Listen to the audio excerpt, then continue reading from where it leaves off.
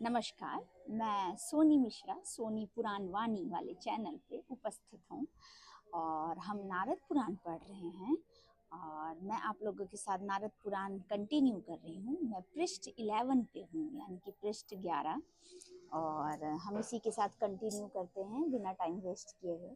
और मैं सारी वीडियो रॉ बनाती हूँ, मतलब कि कुछ भी एडिट नहीं करती हूँ। तो अगर कोई गलती हो मेरी रीडिंग में तो प्लीज़ आप लोग उसे करेक्ट कीजिए, मुझे कमेंट में बताइए। तो इसी के साथ स्टार्ट करते हैं।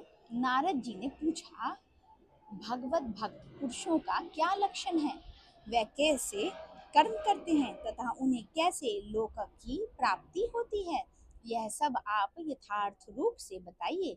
सनक जी ने, आप सुदर्शन चक्रधारी देवाधिदेव लक्ष्मीपति भगवान विष्णु के भक्त हैं, अतः आप ही ये सब बातें बताने में समर्थ हैं, आपसे बढ़कर दूसरा कोई नहीं है। सनक जी ने कहा, ब्राह्मण, योगिंद्रा से मुक्त होने पर जगदीश्वर भगवान विष्णु ने बुद्धिमान महात्मा मार्कंडे जी को जिस परम गोपनीय रहस्य का उपदेश किया था वही तुम्हें बतलाता है। सुनो, वे जो परम ज्योति स्वरूप देवादि देव सनातन भगवान विष्णु हैं, वे ही जगत रूप में प्रकट होते हैं। इस जगत के सृष्टा भी वे ही हैं। भगवान शिव तथा ब्रह्मा जी भी उन्हीं के स्वरूप हैं। वे प्रकाल में भयंकर रुद्र रूप से प्रकट होते हैं और समस्त ब्रह्मांडों को अपना ग्रास बनाते हैं।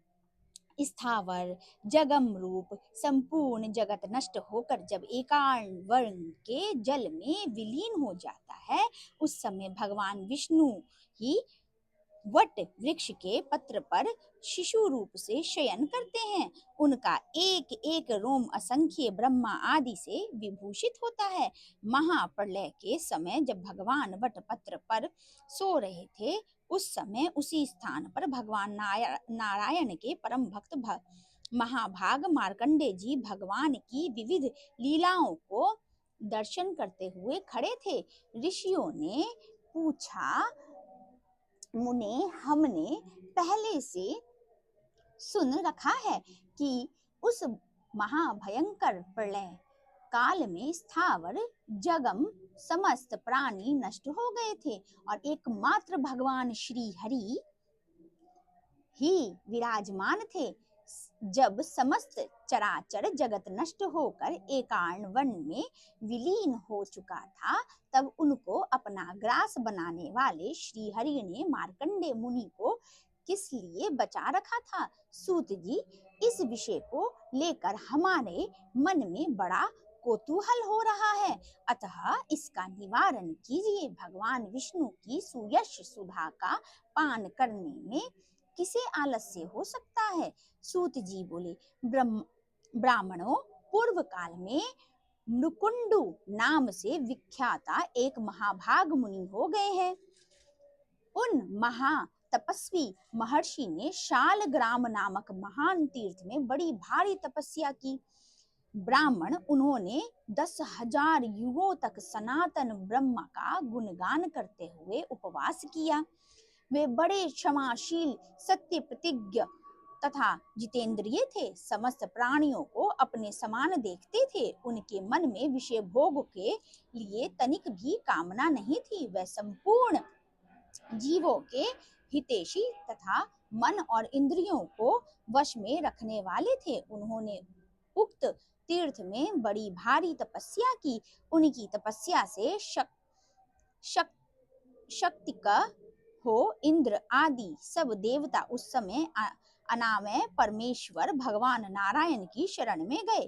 क्षीर सागर के उत्तर तट पर जाकर देवताओं ने देवेश्वर जगत गुरु प्रज्ञान का इस प्रकार स्तवन किया। देवता बोले, हे अविनाशी नारायण, हे अनंत, हे शरणागत पालक, हम सब देवता मृकुंड मुनि की तपस्या से भयभीत हो आपकी शरण में आए हैं। आप हमारी रक्षा कीजिए। देवादि देव ईश्वर आपकी जय हो। शंख और गदा धारण करने वाले देवता आपकी जय हो। यह संपूर्ण जगत आपका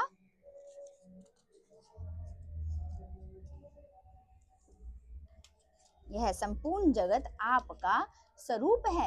आपको नमस्कार है। आप ही ब्रह्मांड की उत्पत्ति के आदि कारण है। आपको नमस्कार है।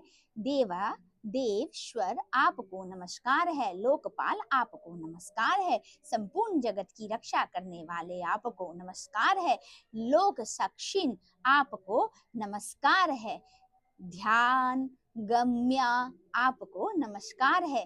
ध्यान के हेतुभूत ध्यान स्वरूप तथा ध्यान के साक्षी परमेश्वर आपको नमस्कार है।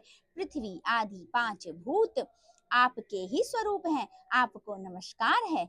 आप चैतन्य रूप हैं। आपको नमस्कार है। आप सबसे ज्येष्ठ हैं। आपको नमस्कार है। आप शुद्ध स्वरूप ज्येष्ठ हैं। आपको नमस्कार है। आप शुद्ध स्वरूप ही निर्गुण है तथा गुण रूप है। आपको नमस्कार है। निराकार साकार तथा उनके रूप धारण करने वाले आपको नमस्कार है। गौ तथा ब्राह्मणों को हितैषी आपको नमस्कार है। जगत का हित साधन करने वाले सच्चिदानंद स्वरूप गोविंद आपको बारंबार नमस्कार है। इस पेज को मैंने यहाँ खत्म किया है आज, बिकॉज आगे से कई बार ऐसी होती है जब हम एक पेज पढ़ रहे होते हैं तो उसकी जो पूरी एक लाइन होती है वो पीछे वाले पेज पे ना खत्म होती है, तो इसमें कंफ्यूजन ना हो आप लोगों को। पेज 11 मैंने जो पढ़ा है तो पीछे जाके उसका पूर्ण विराम लगा है। यहाँ पे मैंने सीखा कि सूत जी जो हैं वो ब्राह्मणों को समझा रहे हैं कि एक स्टोरी बता रहे, जो पूर्व काल में एक मृकुंडु नाम से विख्यात एक महाभाग मुनि हो गए हैं और उनके महातपस्वी के कारण शालग्राम नामक महान तीर्थ में बड़ी भारी तपस्या की। ठीक है, अब ब्राह्मण उन्होंने 10,000 युगों तक सनातन ब्राह्मण का गुणगान करके हुए उपवास किया। वे बड़े क्षमाशील और सत्य प्रतिज्ञा तथा जितेंद्रिय थे। तो ऐसे क्या हुआ कि उनकी तपस्या शक्ति के इंद्र आदि देवता घबरा गए। इंद्र सबसे पहले घबरा जाते थे। इंद्र देवता को मैंने हमेशा सुना, वो बहुत जल्दी घबरा जाते थे। तो और जबकि वो स्वर्गलोक के उनको राजा बना रखा था, वो इतने चातुर थे कि उनको उनको वो जो कूटनीति बहुत अच्छे से आती थी, इसलिए उनको स्वर्गलोक का राजा बना रखा था। और हर भगवान को कूटनीति नहीं आती इतनी अच्छी, इसलिए वो स्वर्गलोक के राजा थे। वैसे वो ब्रह्मा के पुत्र भी थे। तो ये जो इसमें बताया गया, जो ब्राह्मण की तपस्या से देवता भयभीत हो गए, जो इंद्र थे वो भयभीत हो गए और वो अपनी, मैंने इस पेज में सीखा, वो अपने बचाव के लिए, क्योंकि इतना बड़ा अगर ऑब्वियस सी बात है कोई तपस्या करेगा तो उसे ज्यादा आशीर्वाद मिलेगा, उनके मन में हमेशा एक डर रहता था कि कहीं सामने वाला मेरी गद्दी ना मांग ले। जो गद्दी पे बैठता है हमेशा सत्य में यही डर रहता है, तो उन्हें ये डर रहता था। तब देवता बोले, तब देवता कहाँ गए? नारायण के पास गए। कहाँ गए वो लोग? विष्णु जी के पास गए और विष्णु के इतने नामों के हिसाब से, उनके गुणों के हिसाब से उन्हें नमस्कार किया। आज हमने उनके नाम और गुणों के साथ उनको नमस्कार किया। मैं फिर दोहरा रही हूँ कि पुराण पढ़ना ही नहीं, पुराण सुनना भी धर्म है। और मैं कोई कथावाचक नहीं हूँ, मैं सिर्फ बुक की रीडिंग कर रही हूँ और मैंने सोचा कि मैं कोई अच्छी किताब पढूं। किताबें तो बहुत है मार्केट में, क्यों ना मैं कोई धार्मिक किताब पढूं। तो मैंने सोचा पुराण पढ़ती हूँ, तो मैं एज अ बुक की एक अच्छी धार्मिक किताब है तो मैं बस उसकी एक पेज रीडिंग करती हूँ। मैं कोई कथावाचक नहीं हूँ।